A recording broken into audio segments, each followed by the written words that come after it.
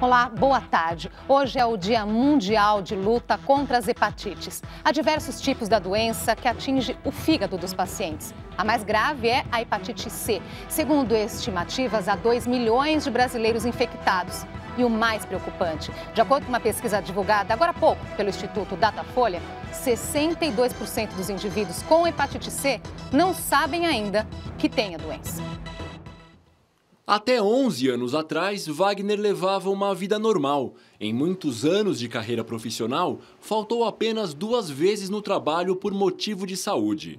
Mas quando foi fazer uma doação de sangue a um colega da empresa, teve uma notícia inesperada. Descobriu que tinha hepatite C. O primeiro momento foi de não ligar muito, porque eu também não sabia o que era uma hepatite, né? Wagner procurou informações na internet para entender o que estava acontecendo e como enfrentaria a doença. E, claro, buscou auxílio médico. Quando eu descobri, eu já era cirrótico. Eu já descobri a doença bem tarde, né? O diagnóstico se encaixou, né? Com o que eu sentia, com o que veio nos exames, né? Nesses 10 anos, eu posso dizer que fiz 4 tratamentos e que nenhum consegui negativar o vírus. O médico não escondeu a gravidade da situação. Já era necessário um transplante de fígado. E urgente. Foram 3 meses de espera. Numa noite de sexta-feira veio a notícia de que tinha chegado a vez dele. O fígado estava a caminho do hospital. Em questão de horas, foi feito o transplante. Depois do transplante, o vírus continuou ativo no organismo e vem de lá para cá destruindo novamente esse fígado já transplantado, que é o que vem acontecendo. A maioria dos portadores de hepatite C não apresenta qualquer tipo de sintoma específico. Eles nem sabem que tem a doença. Por isso é importante fazer o teste que identifica a presença do vírus no organismo. Essa é uma das bandeiras defendidas pelo Wagner. Vale muito a prevenção nisso aí. A hepatite C eu acho que é muita prevenção. Se você descobre, como eu disse, descobre a tempo, tem toda a chance do mundo, vai ser só uma doença séria. Se você não descobre, vai ser uma doença grave. Ele mantém 2 páginas no Facebook, uma específica sobre hepatite C e outra voltada a transplantes de órgãos. Eu acho que esse trabalho é muito proveitoso, que a gente vem fazendo, ajuda muitas pessoas. Como eu fui ajudado, eu sigo só os passos de quem me ajudou. Para conversar com a gente sobre a hepatite C, nós recebemos Isaac Altiques, hepatologista e membro da Sociedade Brasileira de Hepatologia, e também recebemos Virgínia Alves, coordenadora social da Associação Brasileira dos Portadores de Hepatite. Participe do nosso debate, mande suas perguntas através do nosso portal de conteúdo e também pelo Facebook. Os endereços estão escritos aí na sua tela. Boa tarde, agradeço muito a presença de vocês aqui hoje. Começar então com esses dados mais recentes, quentes, né, do Instituto Datafolha, dizendo que 62% dos pacientes que têm hepatite C não desconhecem essa informação, não sabem que estão doentes. O que explica isso? Bom, boa tarde, queria agradecer à TV Cultura, em nome da Sociedade Brasileira de Hepatologia, essa oportunidade de a gente divulgar essa doença temerosa e que, como o repórter já citou, absolutamente silenciosa. O fato de a grande maioria das pessoas não saberem é justamente por ser uma doença silenciosa, não dá manifestação clínica, não dá sintomatologia e isso aparecerá quando o paciente tiver a doença avançada, que é o caso do Sr. Wagner, que foi exposto já numa fase de cirrose e algumas vezes necessitando, inclusive, do transplante. Quer dizer, isso que nós vimos na reportagem aí, né, do paciente do Wagner, é muito comum de acontecer, Virgínia? É muito comum. O que acontece com o Wagner, até já acompanho há algum tempo, né, o trabalho do Wagner e o fato dele ter a doença também, a gente tem acompanhado todo o trabalho. E é muito comum os pacientes que procuram a Associação Brasileira de Portadores de Hepatite com esse mesmo problema do Wagner. É onde nós atuamos em auxílio a esses portadores, né? Auxiliá-los naquilo que eles estão precisando, dar uma luz para eles, até mesmo onde e como buscar o tratamento.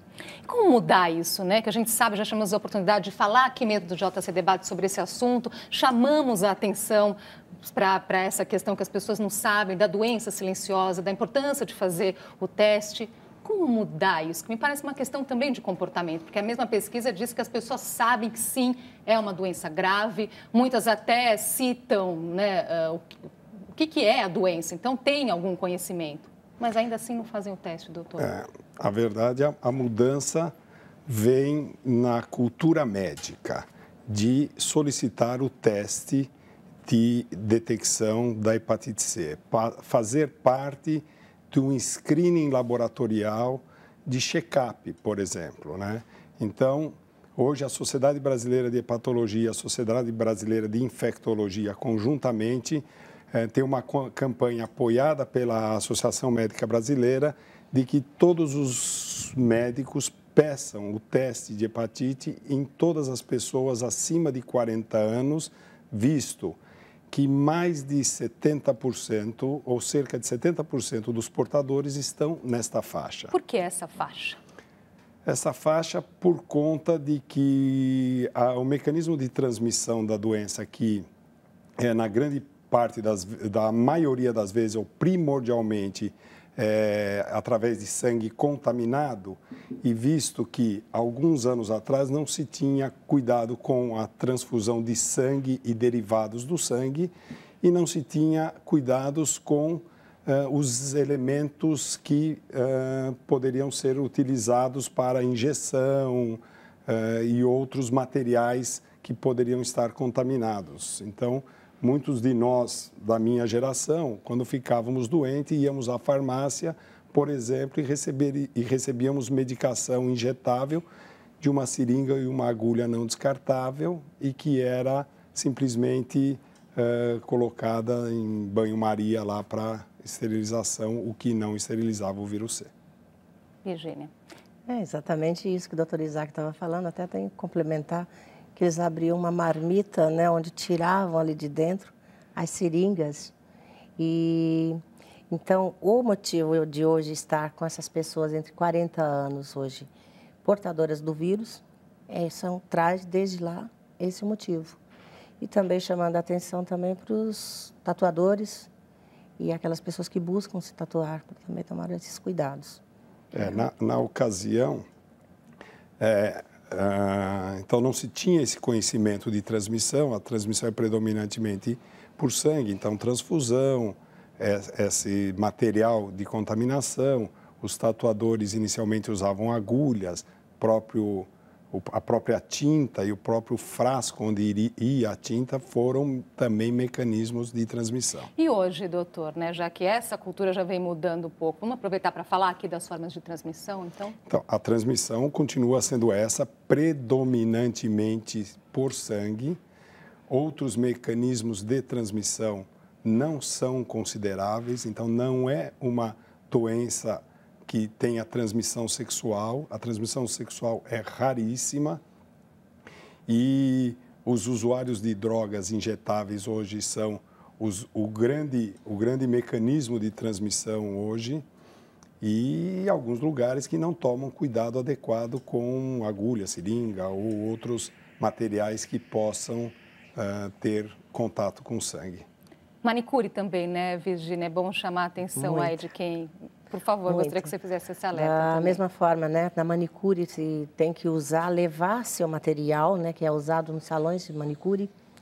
E da mesma forma que o doutor Isaac falou da tinta, né, que permanece o vírus ainda ativo dentro da tinta da tatuagem, a mesma coisa também no esmalte que é usado, que ainda permanece. E que ninguém se atenta também para a pinça da sobrancelha, né, que acha que não precisa.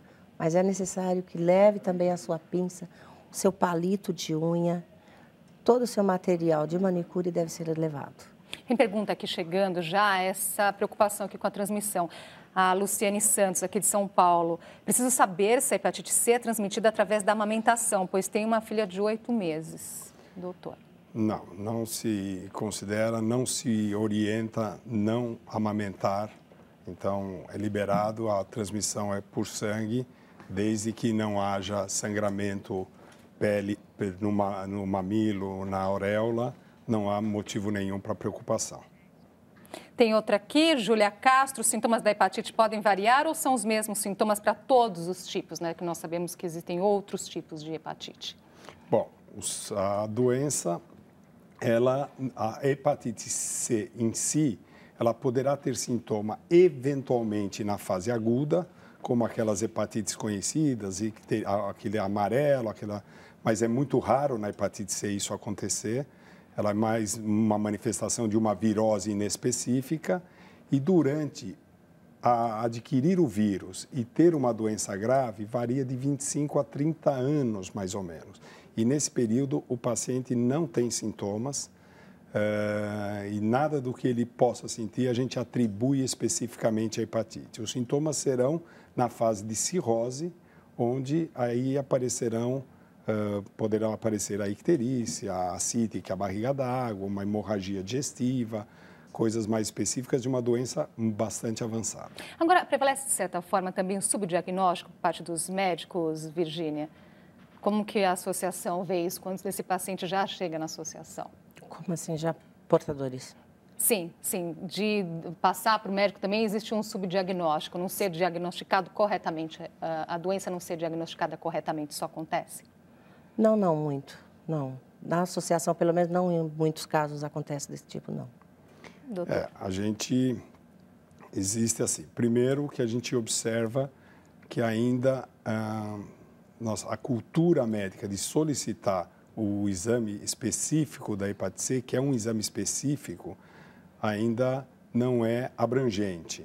Então, isso pode ser uma falha, muitas vezes, que pacientes que nos procuram e que já têm o diagnóstico, com certeza, antigo, passaram por N especialistas diferentes e nunca fizeram. Então, por isso, essa campanha da SBH, da SBI, apoiado pela AMB, para que todos os médicos, independente da especialidade, peçam o exame específico da hepatite C. Explicar, então, que exame é esse, né? Como que ele é feito. Isso é muito importante, sim. Que explique o exame que é feito, né? Chegam realmente, né, alguns pacientes com sintomas que é parecido, como o doutor estava dizendo agora, né? Sintomas parecidos e que acha que é e depois fazem o teste lá com a gente e que não é hepatite. Isso acontece de alguns pacientes procurar a associação por pensar que pode se tratar de uma hepatite e não ser. E é um exame simples de ser feito, doutor? É um exame simples. Esse exame pode ser feito num laboratório normal e existem os testes rápidos que detectam o anti-HCV, que é o anticorpo contra o vírus da hepatite C. E a partir daí, quando tem a detecção, a positividade desse exame, é encaminhado a um serviço especializado, onde será feito um diagnóstico mais específico, tanto da presença do vírus, será feito o exame do próprio vírus e do estadiamento da doença para saber em que fase da doença o paciente se encontra. Qual que é a importância desse diagnóstico precoce? É importantíssimo, porque fazendo esse diagnóstico precoce, ela vai descobrir a doença numa fase, às vezes até bem adiantada, que não afetou tanto o fígado e que dá para tratar com tranquilidade. Enquanto se ela esperar aparecer como sintoma, né, da ascite, do amarelão, ela já está no F4, já com bem danificado o fígado, já caminhando até para um transplante. Doutor Isaac. A importância da detecção precoce é justamente não deixar chegar numa doença irreversível. Então, uma coisa é a gente curar o vírus da hepatite C, outra coisa é curar a consequência desse vírus, que é a doença hepática crônica fibrosante e, no caso, a cirrose hepática e as complicações da cirrose hepática, hipertensão portal, necessidade de transplante e os pacientes cirróticos com hepatite C e mesmo aqueles cirróticos que já curaram a hepatite C, tem uma incidência considerável de câncer de fígado. Então, não é à toa aqui, né? Eu vou aproveitar o que o senhor está dizendo aqui, que segundo o levantamento da Secretaria da Saúde do Estado de São Paulo, as hepatites virais lideram os casos de transplantes de fígado no Estado de São Paulo. 65% dos transplantados de fígado contraíram cirrose por hepatite B ou C. Quer dizer, é um número altíssimo, não é, doutor? A hepatite C é a principal causa de cirrose, de transplante de fígado e a principal causa de câncer de fígado no Brasil. Faz uma pausinha aqui nessa conversa, continue participando aqui do nosso debate, mandando suas perguntas e a gente volta já.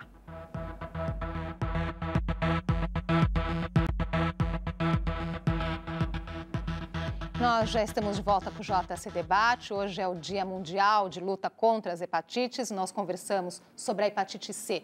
Com a gente, aqui no estúdio, Isaac Altiques, hepatologista e membro da Sociedade Brasileira de Hepatologia. E também recebemos Virgínia Alves, coordenadora social da Associação Brasileira dos Portadores de Hepatite. Antes de voltar aqui à conversa, nós vamos ver uma reportagem, conhecer o caso da Andrea Brunagra. Depois de passar por vários tratamentos para a hepatite C, ela teve acesso a medicamentos importados de última geração. Finalmente ouviu do médico a notícia mais esperada. Na realidade, eu descobri já há muito tempo, né? Descobri em 97, quando eu fiquei grávida da minha filha. No começo não estava nada tão grave. Depois, claro, foi evoluindo e ficou um pouco pior.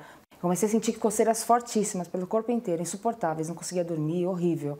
Mas eu já havia feito 2, 3 tratamentos. Aí fiz o quarto, que era Coboceprevir, junto com a ribavirina. E esse que foi o grande problema, eu fiquei muito doente. Após a saída do hospital, logo a gente procurou o médico novamente e a gente deu entrada num processo para conseguir a nova medicação. Como o meu relatório médico era extenso e grave, o juiz logo deu a liminar. Com essa liminar, o plano de saúde se viu obrigado a custear o meu tratamento. E aí, aproximadamente, caía na minha conta por mês 140 mil, mais ou menos, para pagar a importação desses 3 meses aí de tratamento. Acabando o tratamento em janeiro, no final de janeiro, eu procurei novamente meu infectologista, aí fizemos exames, já estava dando zerado, né? Aí, depois de 3 meses, em maio, eu fiz novamente zerado, né? Agora, em agosto, eu vou fazer novamente, se Deus quiser, vai ser zerado também. São muitos os casos como o dela, da André, que chegam lá na associação de pessoas que precisam recorrer à justiça em busca desses medicamentos mais modernos? São muitos os casos, sim, que nós temos lá de recorrer à justiça. Porque a Associação Brasileira dos Portadores de Hepatite tem recorrido, né, aos planos de saúde sob ações judiciais para conseguir esse tratamento já desde que foi liberado nos Estados Unidos. Ainda não tinha vindo para cá, mas a gente já estava conseguindo esses medicamentos através da justiça. E hoje nós temos assim, um número bem elevado de ações que a associação tem entrado para conseguir um novo medicamento, que é o Sofosbuvir. Então, é considerável o número, sim. Agora, boa notícia aqui, que o Ministério da Saúde anunciou que os pacientes da rede pública com hepatite C terão à disposição esses medicamentos modernos que curam até 90% dos casos. É isso, doutor Isaac? Quer dizer, os anteriores, o tratamento anterior chegava no máximo a 47% de cura. Quer dizer, é um passo importante. Eu acho que essa é o anúncio ontem do Ministério da Saúde incorporando esses novos medicamentos, incorporou 3 novos medicamentos orais ao tratamento da hepatite C, foi a grande mudança que nós obtivemos e a partir daqui a gente tem uma grande esperança de em breve, não foi anunciado quando estará disponível na farmácia propriamente dito, mas a gente acredita que em breve a gente terá esse medicamento para prescrição. A evolução do tratamento da hepatite C de 1996, 98 para cá variou de 5% de cura. No tratamento que a gente vinha fazendo atual, a gente conseguia curar uma média de 65%, 70% dos pacientes, e nós vamos, mas com muito efeito colateral, com um trabalho muito árduo dos pacientes conseguirem fazer o tratamento, e agora nós estamos numa nova era, onde nós vamos usar os medicamentos de ação direta sobre o vírus, drogas orais com baixíssimo índice de reações adversas e com uma cura aproximada de 90%. A medicina vem caminhando bem nesse sentido, doutor. A hepatite C provavelmente é a única doença viral crônica que tem cura. Então, E a evolução, nós lembrarmos de que a gente que trata hepatite C, desde 1998 para cá, a evolução foi maravilhosa. Então, as perguntas aqui chegando justamente se tem cura, então a resposta está aí, doutor. A hepatite C tem cura. Isso é importante para todo mundo saber. Agora, Virginia, chamar atenção também a importância de aderir ao tratamento, né? O doutor falou assim dessa questão dos efeitos colaterais, isso acaba fazendo com que pacientes abandonam o tratamento, embora isso, né, venha diminuindo, né, doutor? Olha, com o antigo tratamento, né, tinha muitos casos de abandono do tratamento na metade, porque eles não conseguiam. Tive pacientes que ligavam e chegavam a escolher a doença e não o tratamento.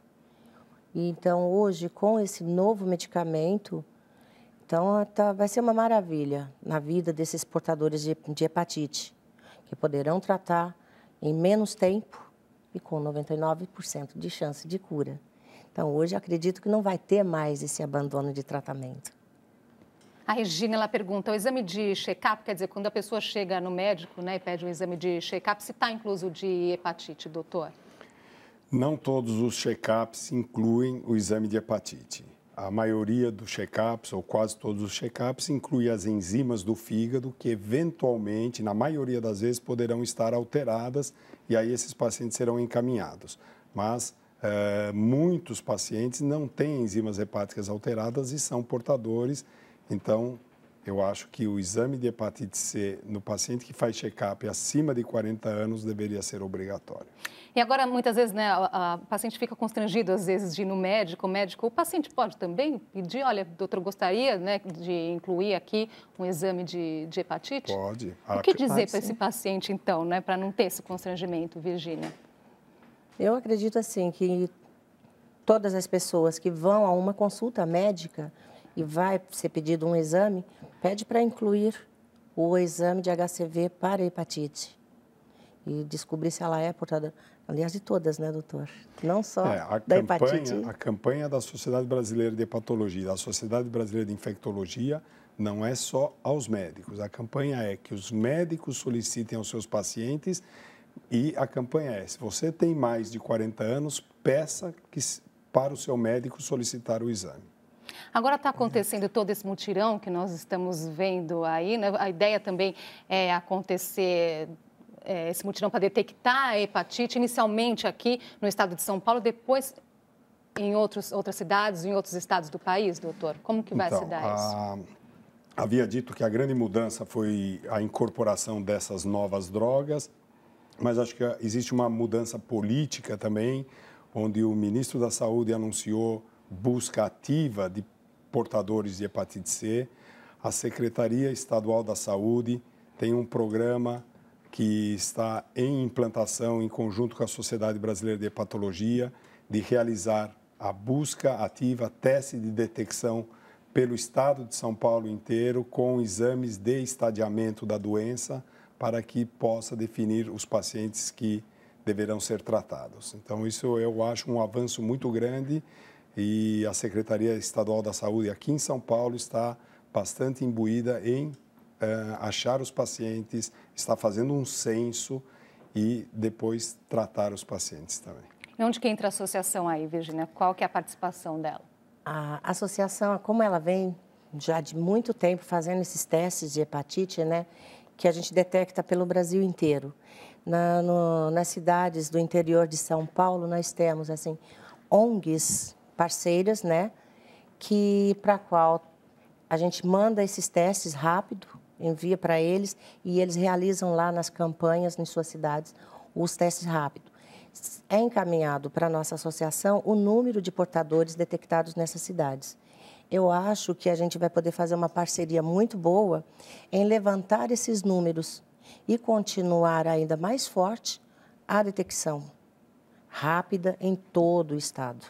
Isso daí, com certeza, vai ser um benefício que só a sociedade vai lucrar com tudo isso. Tem mais perguntas aqui? Quer comentar alguma coisa, doutora? Não. Tem mais perguntas chegando, aproveitar aqui para responder. A Edeviana, ela pergunta se aparece algum sinal no corpo, que é um sinal da hepatite C. Como eu já havia dito, a hepatite não dá sintomas. Eventualmente, com a doença avançada, poderá ter essa coceira que essa paciente relatou aí no vídeo, poderá aparecer algumas manchas que são chamadas de teleangiectasias, que são indicações mais de doença hepática avançada.